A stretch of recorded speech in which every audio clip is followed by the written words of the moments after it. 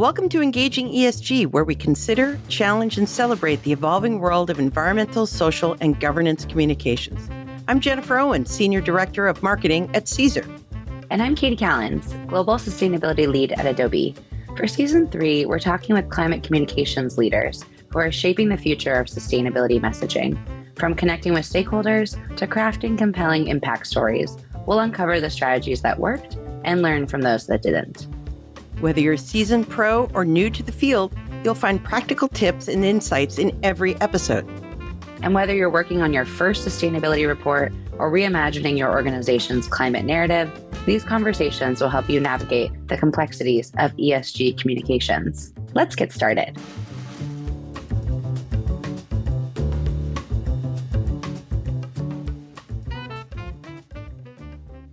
Hi, Jen. Hello. Well, I'm very excited for us to be here today recording Engaging ESG. And as I want to do, I need to give a very important, potentially not ESG related shout out at the beginning of our episode.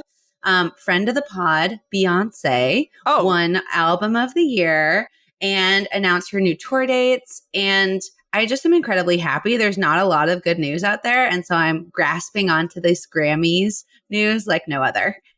I really feel that her love of our podcast just knows no bounds. I really think it's just never ending. Yeah. And she's a vegan. Really? Which supports health and climate crisis reasons. So I'd say she's on the ESG team and her wins are our wins. Okay. It's claimed. Noted. I'm writing it down. Thank you very much. And so who better to join us to celebrate this week, this momentous Bay holiday, than our friend Louise Wilson, a sustainability superstar in her own right. So let's tell you a little bit about Louise. So Louise is a SVP of Partnerships at Futerra, where she collaborates with global brands to drive environmental and social initiatives. Throughout her decade at Futerra, Louise has shaped strategies blending creativity and sustainability, guiding organizations to adopt climate-focused, impactful practices, and making sure that stories are widely communicated. In fact, I had the pleasure of working with Louise on Facebook circularity strategy many years ago. So Louise has worked with many different CPG companies, providing a unique perspective of how to integrate sustainability into traditional business models. And she has a master's degree in sustainable design from Kingston University, London, where she was a tutor and a visiting lecturer for many years. And now she is also my neighbor. Oh my goodness. That's the last addendum. Surely, much like Beyonce. Welcome to Engaging ESG. Thank you. Wonderful to be here. Are you feeling the love on this international Beyonce holiday that we are celebrating today? Of course. Who could not love Beyonce? Exactly. Yeah. She just brings a smile to everyone's face. Definitely. And I think in particular, the gift that she didn't necessarily intend to give us all was her reaction face. Oh my gosh. To winning the country album. Oh my gosh. Yeah. The gif of like her not getting up and her daughter having to be like, Mom, you won. Get up. She's just like us. She's awkward, just like us. She too can be surprised, even when she rules the world. Exactly. So yes, thank you, Louise. I'm so glad that you could join us for perhaps more of a Beyonce conversation than you were expecting. Than you were planning. I'm sorry, we didn't prep you for that. Well, no one was prepped. She hasn't won for 25 years. Okay, I'm done. I'm done with the Beyonce side. But bringing us back to the world of Engaging ESG, the Grammys just happened. We are in February 2025. And besides the glow of Beyonce's win, we are also in what I have been calling a bit of a flurry or a tornado of sorts of executive orders in the US. And EU companies, US companies are trying to understand this current state with the political world. And also I've been seeing some EU companies that are actually just starting to release their first CSRD reports of 2025. So lots of uncertainty, people trying to read the tea leaves. And so we wanted to start the conversation today with just asking, how are you? What's top of mind? What are you thinking about as we begin our conversation today? Yeah, wonderful. Thank you so much. It's been a complete whirlwind, I think, ever since the kind of like the potential of a change in administration months ago, obviously, and then the actual realization and now seeing it starting. We've had some uncomfortable or tough conversations with clients recently who are either immediately affected by it or anticipating that. So at Futerra, we always try just to be hopeful, positive, always trying to kind of, we're always driving towards impact. So just seeing what we can do. I think the positive thing is we're very entrepreneurial and we will pivot quickly and when we need to really make sure that we're always focused on impact. So in some ways, it kind of brings just new challenges to the table. It's always keeping us on our toes and making us think differently. And we have to stay positive. We have to be optimistic about everything and the future and to support people where we can. Well, so Kati pointed out a very interesting quote from your founder, Solitaire Townsend, and she had her post about fuck doom. Thank you for making me say that. My mom listens to this podcast. So her focus is 1, focus on the answers, 2, do anything, and 3, support solutionists. And so the opposite of doom is not naivete. It's more about curiosity. It's about finding a path forward. So, I mean, we're also at the company I work at Caesar, we're looking at the EU omnibus possibly pushing back dates, not even being in a bad way, but then causing all this uncertainty. Like, what is it? Where is the hope coming from? Where is the solutions coming from? Where is it all coming from?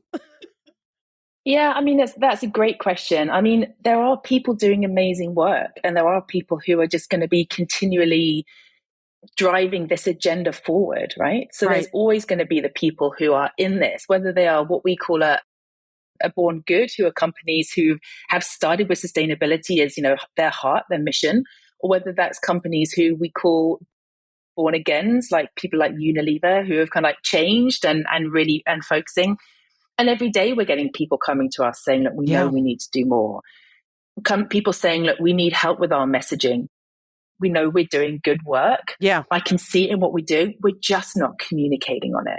And that's where we love to come in and just really kind of like dig into, okay, so what is your sustainability strategy? How does that, what are the material issues that you've actually based that off? How does that integrate with your business strategy? Yeah. And really try and push the agenda that way so that we're grounding everything in the solutions. Because like you say, they're out there. I mean, Futerra is on a mission. Well, we call ourselves a mission with a business. And that mission is to make the Anthropocene awesome. I mean, it's an amazing tongue twister. It raises eyebrows. Yeah, that's I'm living off that motto forever.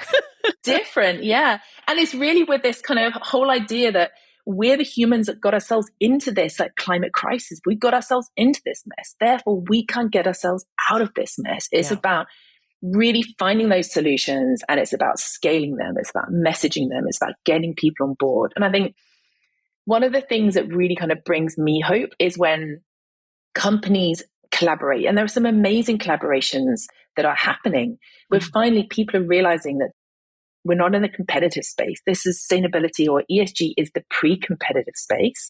Let's come together because we know we can't solve this alone. Yes. It's like net zero. No one's going to achieve this on their own. We have to come together. We have to really work hard. And something else that kind of brings me hope as well is the number of people talking about progress over perfection. If we try and get everything absolutely perfect, we're never going to achieve it. So talk about what you're doing, show the progress you're making, share your failures, share the challenges, and let's all help one another. Do you feel that it's a funny moment where there is, you don't want, especially in the US, you don't want to draw too much attention and to anything you do. You worry that there's that hushing is going to happen. And yet all your reports are coming due and coming forward. And like, what an interesting moment to have these reports to come live right at the moment. Everyone's scared to say anything that will draw bad attention. Great for the reports. Yeah, I mean, it's interesting. I think something that I've just seen recently is Elf Beauty put out a piece on CNN about how they're standing firm with the DEI. Wow. And I mean, it's an interesting one. I mean, just putting aside the whole fact that it is DEI, because obviously that's a kind of, a challenge in itself at the moment. But the fact that they were confident because DEI runs through everything that they do. Yeah. Yep. And it's just great to see that they're not just saying we're sticking to it just because we want to stick to it. They've really understood and they're confident that they can go out because it's what their consumers want. And it just guides everything. So I thought that was a really interesting piece. And then it's different, but kind of similar to your point there, IKEA's sustainability report, really big focus on transparency. And the thing, when you log onto the website and you go straight to the report, the first thing they do is start reporting on the challenges. Yeah, so they're reporting on. Yeah, exactly. So, I mean, it leans really nicely into the transparency piece, but it also just shows, look, we're not the only ones who are coming across these problems, right? But their peers aren't necessarily talking about it in the same way. So it's kind of a competitive advantage. It's showing that, it's showing to consumers that we're not perfect, but this is what we're trying to do. And then the other bit that I loved about their report is that they believe it's called the Young Leaders Group, where they've engaged a panel of young leaders who critique and actually share their thoughts on the work that IKEA are doing in the report. And there's a whole section there of what they are expecting to see. And it brings in this, the wonderful kind of intergenerational dialogue that we need. We need to hear from the younger generation. We need to get the understanding of what they want and what they expect. And I just thought, the whole grassroots activism piece and the movements, that corporates do respond to that. So why not use them to kind of get ahead of the game? I'm so glad you brought up the consumer perspective. I do think we're in a space of very interesting backlash with the DEI work, which, right, when we're talking about ESG, DEI falls very clearly in the S category. And this podcast will be coming out a couple weeks after we record it, but unfortunately, I think it'll probably still be contentious in the space. Issue, right? And right now, we're in the thick of a really big boycott of Target. And actually, I'm not very active on TikTok because I only have so many addictions that I can have. Instagram being one of them. And a dear friend of mine texted and was like, for those of you not on TikTok, are you aware that we're supposed to be boycotting Target? And I was like, no, thank you so much for educating the elder millennials and Generation X. Yes, we need to have these intergenerational translators. Thank you. And then I saw news more about it. And I was talking with someone at the Adobe yesterday who does a lot of trend forecasting. And just so this idea of backlash, I think, is very interesting because one of the sentiments that I'm hearing from not only people in our space that are trying to drive this work, but just average citizens, is they're feeling a lack of control. There's a lot of shifts happening in their government. And I see the consumer boycotts is actually a way that consumers can clearly, with their dollar, make a statement. And just wondering your thoughts on those trends, because I know there's also trend reporting that happens around people wanting more sustainable products, but then they're more expensive. So how elastic is that demand? But it does feel like some of these shifts are so apparent. And we're seeing now articles, right, of listing all of the companies that are just Xing out their DEI programs. Any thoughts that you have on that, Louise? Save us, Louise. Or just from a CPG supporting organization. Yeah. So, the question is really from how should we be listening to the consumer more, or how should we be? Yeah, I think, do you think one of something I guess that's been coming up, let me try to be a little bit more clear, that for me in the last couple of days is in a space where it feels like lots of things are happening to us. Do we think that maybe 2025 will be the year where consumer power takes more center stage because it is one of the last leverage tools that we have to show our value through buying power? Yeah. The consumers are just so powerful, right? You have to understand your consumer, especially, if you're a CPG, you have to understand what they want, what they expect. And I think that is where something like IKEA that's where it's clever using the Young Leaders Forum, because they can get ahead of that and understand. And we do a lot of audience segmentation to really understand who the consumer is, who are you talking to? And we have various tools that we use. One's is around values modes, just to see what does a consumer want and what's going to keep them happy, what they're looking for. And when it comes to the messaging, and actually, Futerra has actually just put out a piece of thought leadership, a memo all about ESG messaging and what needs to happen going forward. Yeah. And it's really about leading with the benefits and leading with empathy. So with the benefits, you really need to understand what's in it for me, what's in it for the consumer. It's very easy for companies to come out very strong on what they are doing, and it can kind of just feel like a bit like I don't know, brick walls are probably a bit of a strong term, but it doesn't make it sound like they've really thought about what the consumer actually wants and what the consumer needs. And is it the health? Is it the price? Is it what is the actual benefit? And the benefit is going to be whether that's functional, whether that's safe, healthy. Yeah, well, exactly. So that's something that we really lead with when it comes to the messaging, or the empathy, like really understand where people are, what they are looking for. And the thing is, the influencers on TikTok and Instagram, they are very powerful. They have a lot of followers. And I think there's an interesting role now as well, just kind of like pivoting slightly, is putting kind of turning CSOs into a bit of an influencer as well. I've seen some interesting kind of clips where senior leaders in businesses, whether that's a CEO, whether that's someone in marketing, are kind of like doing kind of vlogs and doing short videos, putting themselves as the influencer, kind of putting themselves out there and talking about what they're doing.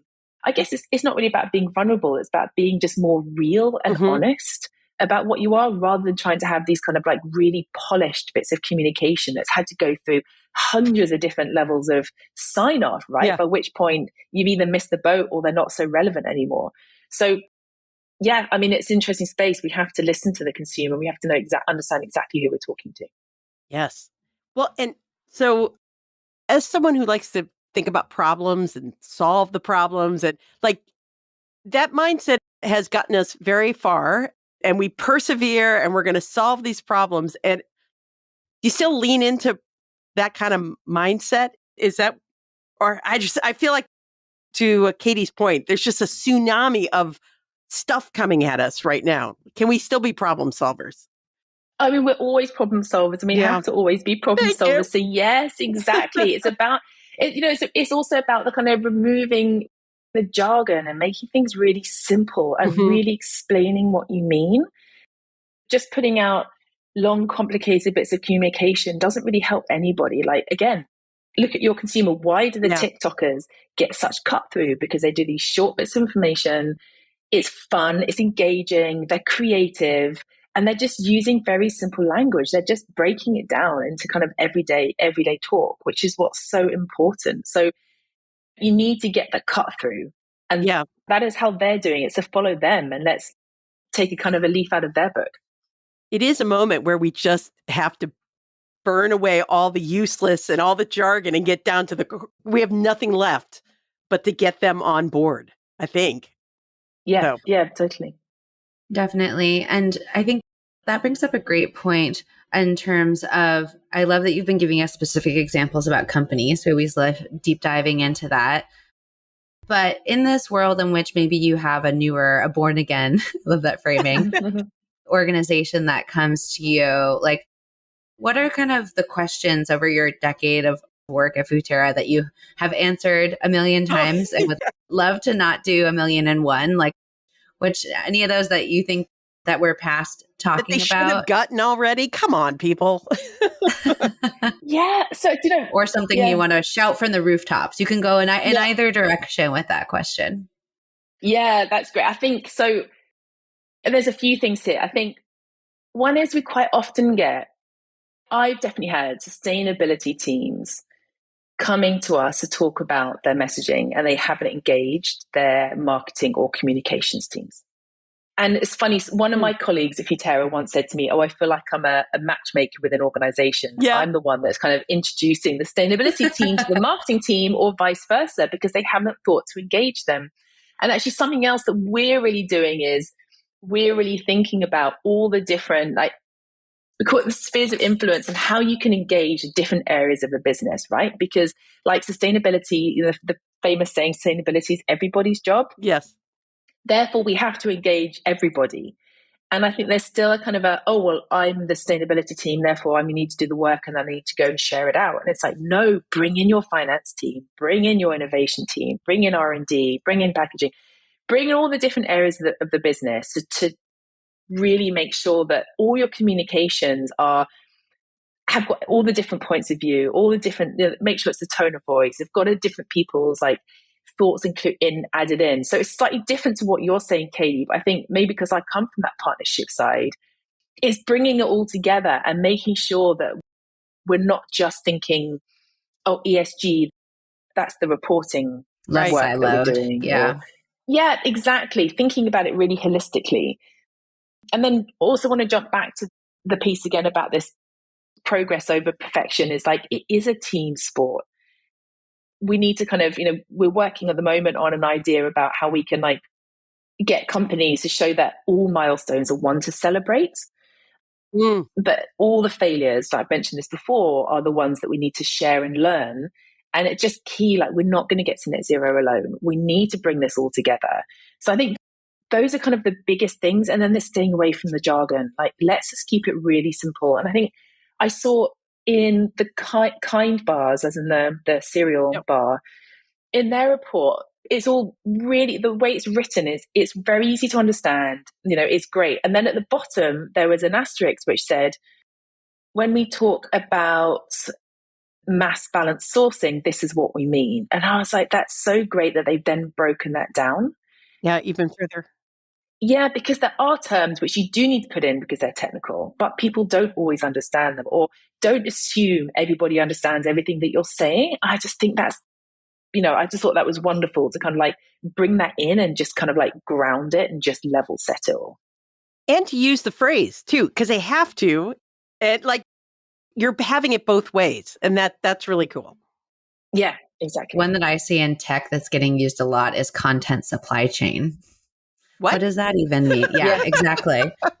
I'm still learning what it means, but I also there's all these technical terms, and content supply chain is how many different kind of pieces of content it goes through and different tools and also emissions associated with that. It's kind of tied to reporting. Is that what that is? Oh, it's from a product perspective. Oh, okay. So when we think about clarifying, Katie. Yeah. So the content supply chain of a client is going to use, let's say, our experience cloud is our different offerings, right? So what's the content supply chain of how we measure that throughout the product, but then also what if they're also using Photoshop or also using, and so kind of also thinking about what is the client journey through our different tools. Yeah. And there's integration there potentially with public cloud providers. Then you think about AI and sustainability, and it gets in all, but that's the way, to your point before, our marketing team loves using the term content supply chain. And I just was I don't know what that means. And I've been an editor for so long, I've never heard that phrase. So there you go. Yeah. But just to follow up on something you said, Louise, I love the idea of matchmaker. And it makes me think about something that Futerra is working with so many different types of organizations. I also imagine that what could be a challenge is doing that matchmaking, doing that visioning strategy work within really different corporate cultures. And if you have maybe a sustainability team or officer that's coming in and they're trying to learn that. So any thoughts or advice for kind of just learning the different ways to speak to and navigate parts of an organization, because feathers can get ruffled. Yeah, that's such a great question. I'm not sure if there's any differences to coming in to any new organization really, but I think it's about just really understanding what the material issues really are, right? So really making sure that people fully understand, because it gives permission to kind of make sure that people are really focusing on the right things. But just, understanding who all the different stakeholders are and understanding what's their agenda and understanding what does scare them. And I think another thing that Futerra does is we have our academy, which is really our training offer. So it's a level setting, it's a raising capacity, and it gives an opportunity for people to really ask the questions about the work that's being done and go in, and whether we're training an entire organization on Sustainability 101 through to working with leadership teams as well. to really help them understand what the company's strategy is and understand how that affects the work they're doing. And I guess that's the thing, is helping the sustainability teams is make them understand how the work they're doing then integrates throughout the rest of the business and what they need to do. And actually something else which Solitaire, our co-founder, she runs these amazing sessions called sex education, where she goes in and she gets people to, well, it's like now sustainability for sex education. Yeah. And she gets people to go and ask all the questions they want on sustainability. They're scared to ask. Yes. Exactly. They're scared to ask. And it's amazing how very senior people will say, what does ESG stand for? Yeah. Or what is net zero? I mean, it's very, very simple things, but again, it just like level sets, and it helps people understand just some of these complicated or non-complicated terms as well. Yes. So what is coming next? What do you see around the corner? I mean, because we are in the vortex right now with so much happening right now. Please tell us it's going to calm down pretty soon. I mean, basically, I just want you to tell me it's going to be okay. Yeah. Is it? It's going to be okay, Jennifer. Okay. I mean, right? Who knows what's going to happen over the next next few months? I mean, I feel like we've just been waiting for the administration to come in and then really understand. I mean, like personally, I feel like something positive has to come out of this. I personally believe things happen for a reason. We just have to work out what that reason is. And it's going to be very disruptive for a few months, but we have to just keep focus on the impact. And there's enough of us who believe in it. There's enough of us doing this amazing work that there is solidarity. So it's like, yes, it's going to be hard and there's going to be some kind of like disagreements, but there is amazing work happening, and we just have to keep eyes on the prize and just keep pushing forward. And remember that the organizations are doing this amazing progressive work, and I hope that they can work with all the policymakers as well to make sure that we do keep going in that right direction. So I'm hopeful. It's hard to see see the light sometimes, but yes, I do believe there's going to be hope. Yes, one day at a time. I know. Exactly. One of the things that we like to end these conversations with is a discussion of kind of how you are sustaining your sustainability professional. And in particular, we are always excited to hear if there's any good books on your bookshelves or podcasts, movies, shows that are resonating with you. They could be climate related or not, but just kind of what's giving you new ideas or hope these days. Yeah, do you know, there are loads of books on my bookshelf. I don't have them right here in front of me. But I think, and this is going to sound like quite a strange answer, but one of the things that I really appreciate at the moment is when you're watching the kind of, it's not even trashy TV, but the kind of TV that you just watch when you're just in the evenings on the couch and you just want to switch off. How much sustainability messaging there is that runs through everything that we're watching these days. And interesting. Yeah, so everything from, I've been watching Bad Girls. I think everybody's watching Bad Sisters. Everybody's watching Bad Sisters at the moment. Bad Sisters. Yeah. Yes, the Irish show. There is just some amazing sustainability messaging. Of course, I can't think of any of them right now off the top of my head, but I just sit there and think, wow, that's amazing how they've just dropped these messages in that is really just helping society, right? It's helping that societal shift. It's making it all normal. It's helping people realize. And was it in the last series of sex education? It was amazing, all the kind of social DEI cues they managed to get in. Yes. It was just unbelievable. And sometimes I sat there and kind of part of me cringes. I go, wow, that's amazing. They've got another one in, because I'm there and I'm attuned to it. Right. And to everybody else, that is completely normal. So I think just understanding how the work we're doing is now filtering through to the kind of everyday mainstream. It's just fantastic. I love it. It's like, I see you. I see what you're doing, Hallmark, with your Christmas movie and the diverse cast. Thank you. Exactly. I even appreciate that you're trying to do Hanukkah movies, and I give you a big thumbs up there too. And if you go on the Netflix site, there's a whole, I think you can, it's either on the website or it's on the actual app, and they have a whole section on that. So it's things like Sweet Tooth. I mean, it's just, absolutely brilliant, the work. Yes. How they're bringing it into everything that's everything. Oh, Really I good. love it. Thank you for that.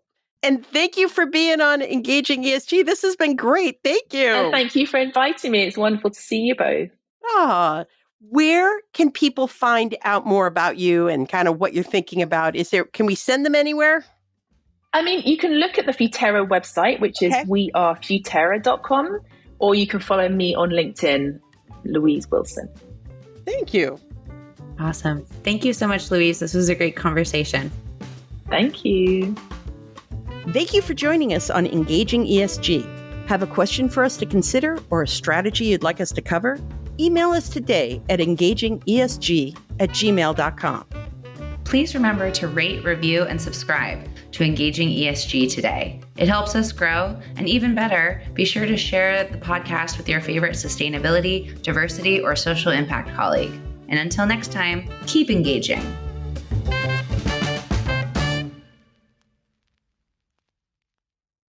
This podcast is part of the Sound Advice FM network. Sound Advice FM, women's voices amplified.